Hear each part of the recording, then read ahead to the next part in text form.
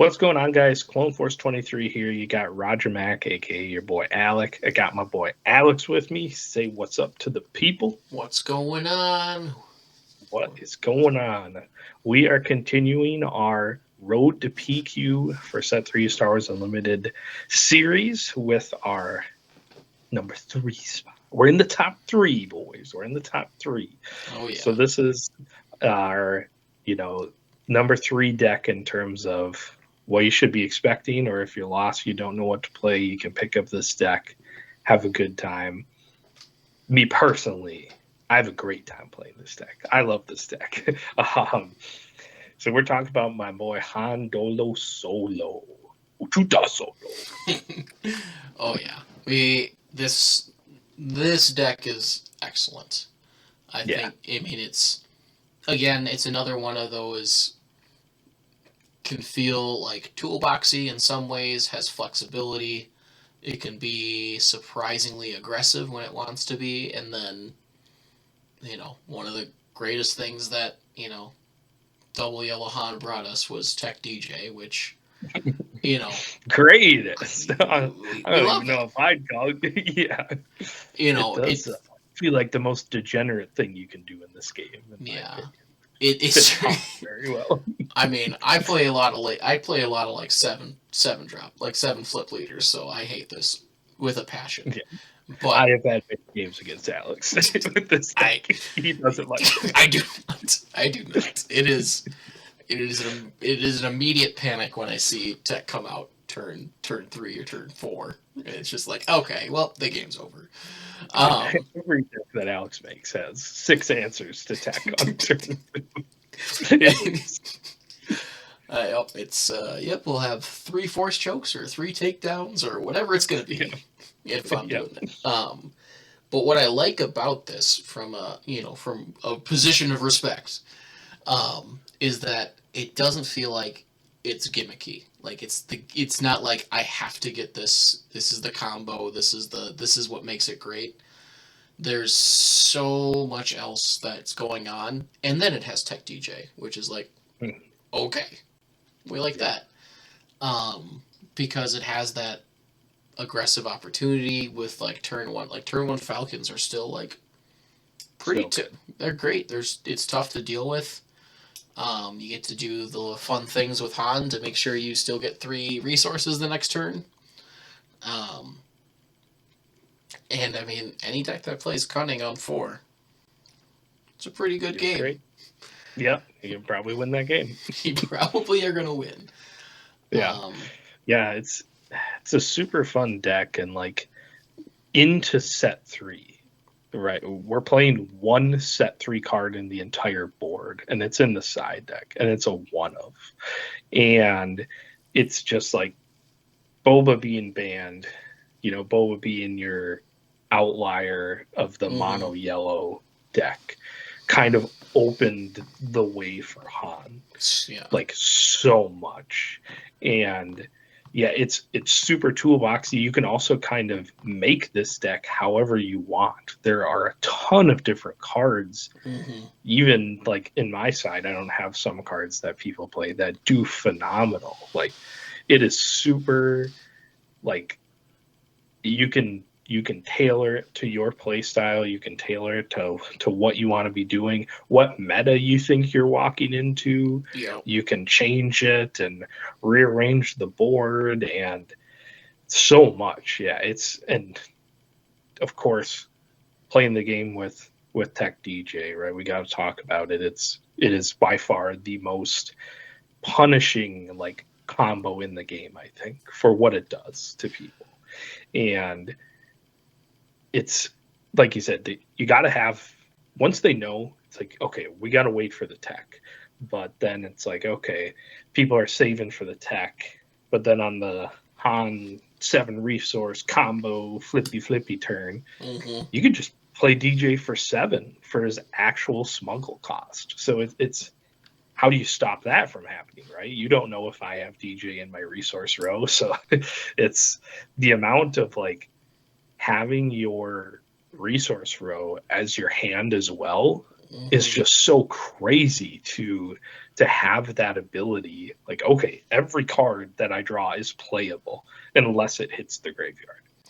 Yeah, and I mean there's a lot of inherited smuggle in this deck too. I mean the L3s are the L3s are great. I mean Hot Shot's insane to close out a game. So good. You just bring out tech to turn that resource row online. There's again that's that flexibility that's in here. Some of the greatest 3 resource units in the game, in my opinion. Yeah. Ezra as a 3/4 is nuts. Falcon is nuts. Bodhi is nuts. I love that Liberated Slaves has made it into the competitive sphere, but Yes, the it's 3/5 vanilla 4 trade guy. but it's also like 3/5 Yeah, 3 is nuts. And 3/5 for an sometimes aggro deck. Like, well, that's great. just let it hang out, or someone's really got to commit to killing that if they're worried. But Yeah. again, it's just like there's so there. This deck feels a lot more of that. Like I'm gonna start out aggressive, and I've got cards to keep aggressive. You know, someone tries to drop a big Sentinel, we're gonna hit a Waylay or a Cantina bouncer.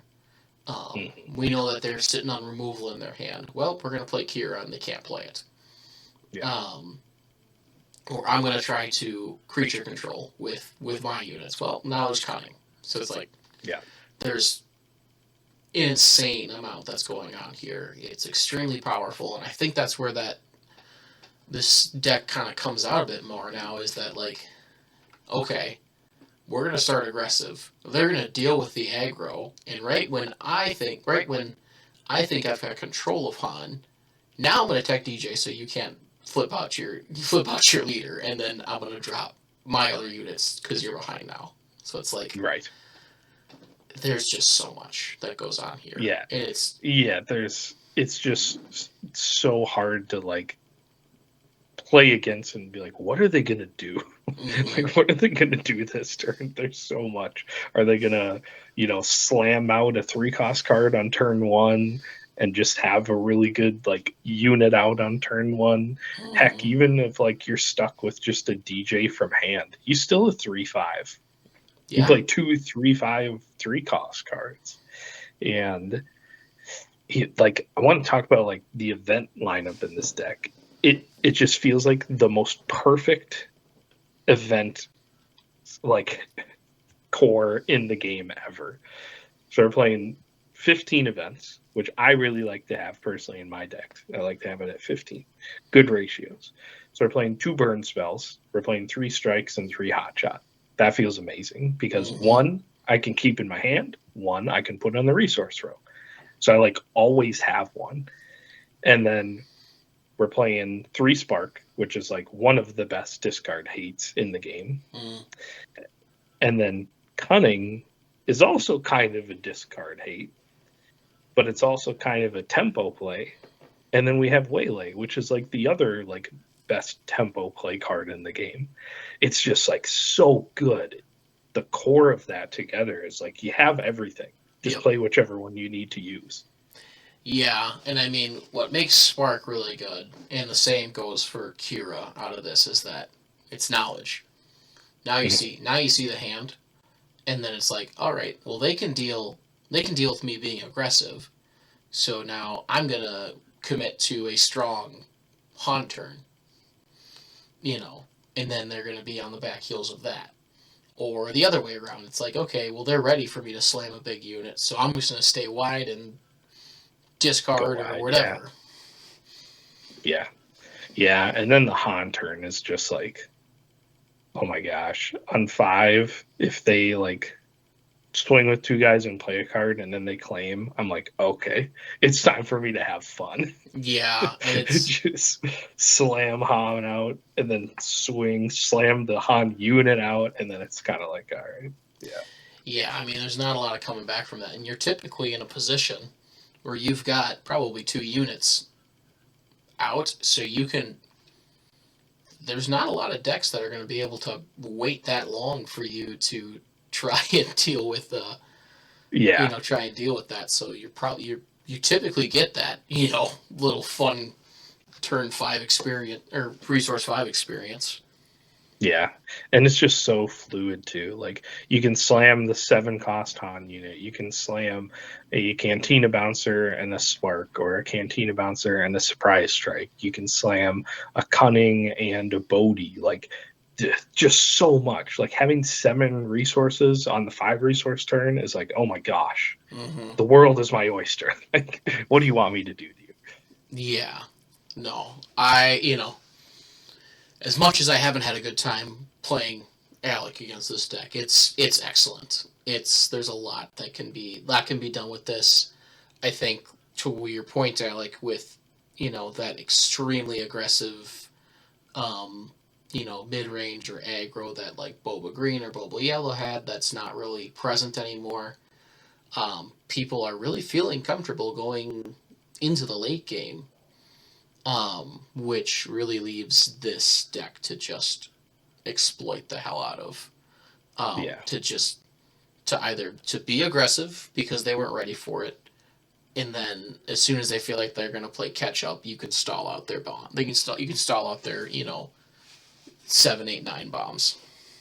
right. Yeah, and then you also just have the kind of like adaptation to the current meta, which is kind of formed where, all right, if we're playing against the scary guys, which are some of them are higher up than this deck on the list. Yeah, Yep. we're talking about uh, Django, but then also kind of like your Tarkin Town decks. We're actually on the 6 copies of Crafty Smuggler, basically the Yeah. 3 Crafty and then the 3L3, and then you can kind of just play on par with them from there. You Mm-hmm. slam a Crafty or an L3, and then you play a really high statted 3 drop. And then on 4, you get Cunning or Kira or something like that. Or even just pumping on 4 to play like a Cantina Bouncer on that turn or something. Could be a huge turn against those aggro decks. So yeah, it's just so toolboxy. Like Mm-hmm. I say that about like a good amount of decks, but this is like the true toolbox decks. Like your whole resource row is your hand sometimes. Like your deck can draw everything, kind of does it. It's so fun, and it's so hard for people to anticipate what you want to be doing. Oh yeah.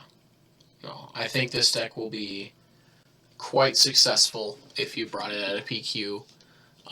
Yeah, we got some scary boys coming up here, but I think even in the right settings, you're gonna feel like you're in a position to take those down as well. Because Yeah, for sure. at the end of the day, we might have our idea what the list is, but it comes down to what you draw when you're at the table. Yep, for sure. For sure. Yeah, and the only like I said, only set 3 card we've got in the list is the Emphy's Nest from set 3. That being kind of like the new guy to the just mono yellow list in general, Mm. but it's kind of just like a glorified Cantina Bouncer if you can get her off on the Han flip crazy turn, because she's bouncing stuff when she's attacking too. It's win played and attack. But what I really like about her is that she's a 5/7. Now we're still weak to Fell the Dragon, but we avoid Luke. That's a big thing for Emphies, is she doesn't die to the -6/-6 from Luke. Yeah, I mean, Luke is a big problem when you're playing in the blue.